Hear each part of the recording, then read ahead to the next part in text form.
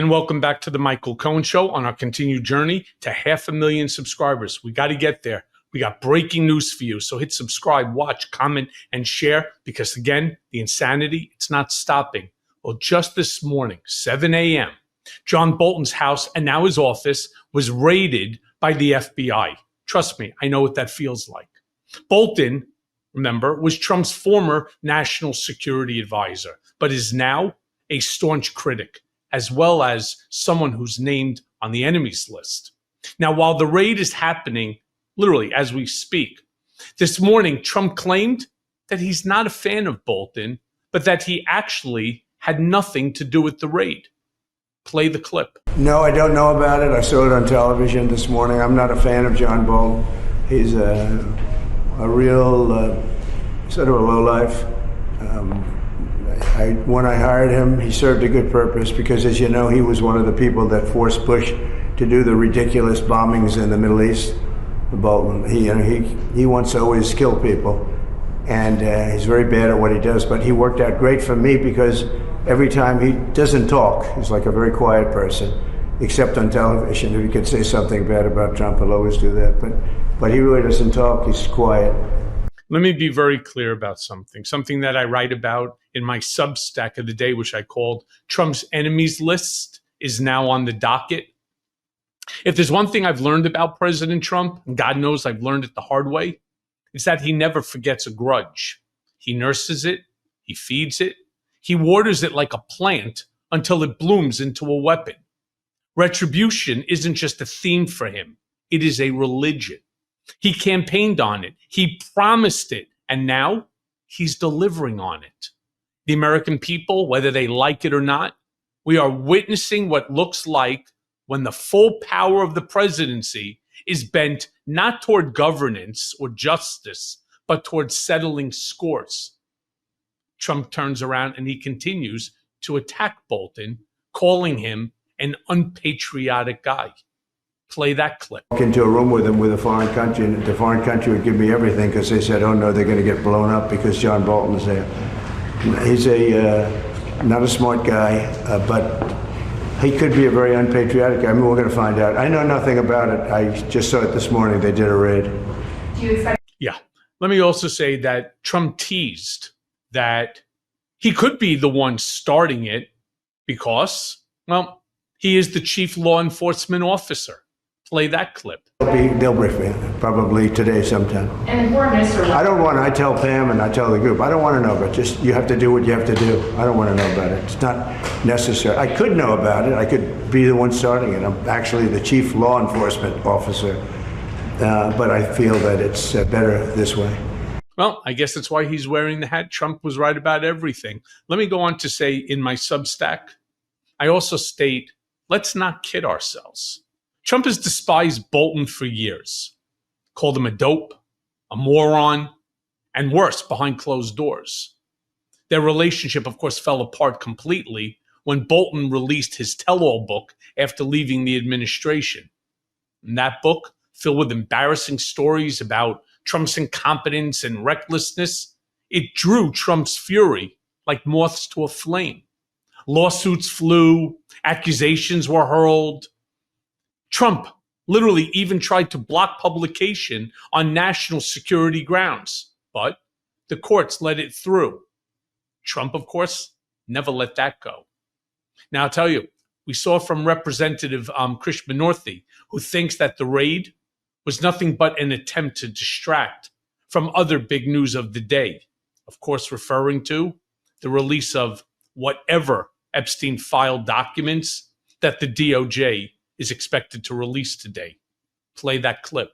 It looks political to me. I mean, it looks political. It looks like it's also an attempt to distract from the other big news of the day, which is the first production of the Epstein files that's required by subpoena from the Oversight Committee on which I sit. And they want to change the conversation repeatedly. This is going to happen every day. Because they don't want people talking about the Epstein files or about their mismanagement of the economy. Let me be very clear about something. As somebody who has been on both sides of this aisle, including somebody who had the FBI raid their home, hotel, law office, I know a lot. But I'm going to give you now a prediction, one that I also again stated in my Substack. I don't know yet what the agents found in Bolton's home or in his office, but I'm going to tell you this much. Trump will make sure that they find something.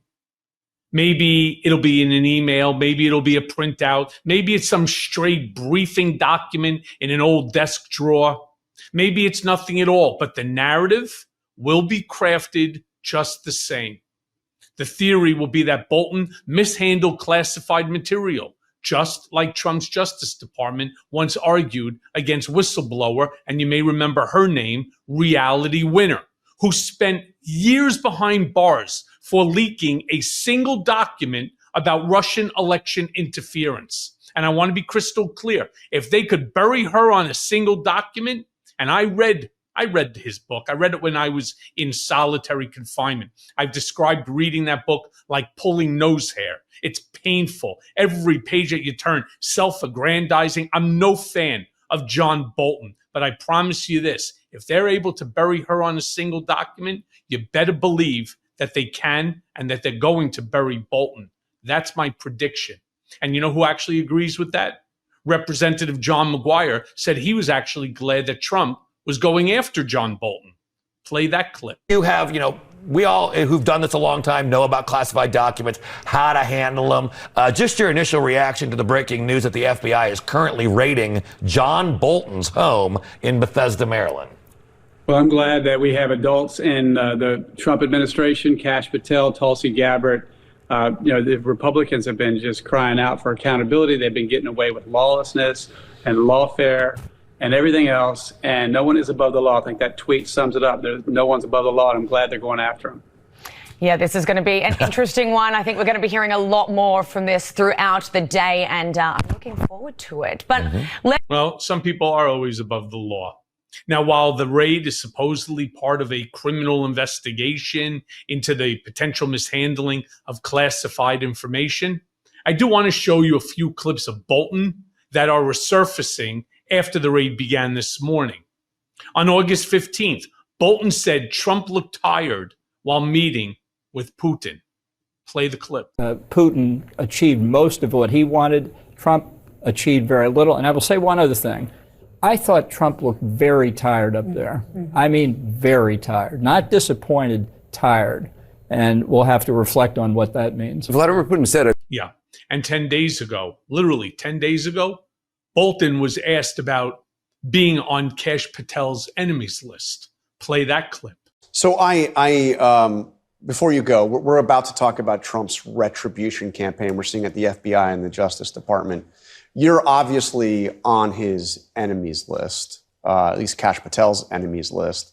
Are you worried that they're going to come after you in some way? I mean, he's hinted at it before. Well, I think he's already come after me and several others in withdrawing the protection that we had for from the Iranians for the attack on Qasem Soleimani. So I think, and I said in the new forward to the paperback edition of my book, I think it is a retribution presidency. Yeah. Okay, let me be clear. And I kind of finish off my Substack with it. This isn't about protecting state secrets. This is about Trump ticking names off his enemies list, one by one, with the glee of a mob boss crossing off debts collected. When he stood on the stage and he promised, and I'm going to quote, "I am your retribution." Too many Americans treated it like it was campaign theater. But this is real. Retribution is now federal policy. And what should terrify, literally terrify every citizen isn't whether Bolton is guilty or innocent. I'm sure after reading the book, when I was reading that book, and I said, wow, I'm shocked he was able to put this shit out. All right. And I suspect that there is some level of political vendetta here. I also believe, again, after reading this book, that there is some legitimate inquiry as well. But what's terrifying is the precedent that it's sending. We're living through the weaponization of the justice system, not to defend democracy, but to dismantle it. something I've been talking about since I was unconstitutionally remanded back to prison by Bill Barr. Once you normalize it, going after political opponents with criminal investigations, you've crossed a line that's almost impossible to walk back. And today, it's Bolton, it's Alvin Bragg, Adam Schiff, Tisha James. Tomorrow, it could be anyone who dares to challenge Trump's authority. Judges, journalists, ordinary citizens who refuse to bow to his narrative. And trust me, like I said before, I know this all too well. See, I understand this playbook better than most, because for a decade, like I've said many, many times, I've helped to write it. This was never about business. This was always personal to Trump. And that's how he operates. The law, the courts, the government itself, they're just tools in his toolbox of vengeance. And right now, he is using, and he's using it well, his presidential toolbox to shape America into a place where dissent equals danger. And this raid on John Bolton's home, it should wake us all up. Because even if you dislike Bolton, as I do, even if you think he's a pompous ass, he's a pompous war hawk who deserves whatever comes his way, just understand this. It's not about him. It's about what comes next. See, Trump doesn't stop once he starts. Retribution isn't a chapter. It's the whole book. And unless this country figures out how to close it, we may all find ourselves characters in the story, whether we want to be or not. And as always, thanks for listening. Hey, everyone. First of all, thanks for watching. I mean, we're going to be posting daily episodes with reactions and talking about politics. We'll be talking about everything, in fact. So please like and subscribe. Join us on this journey.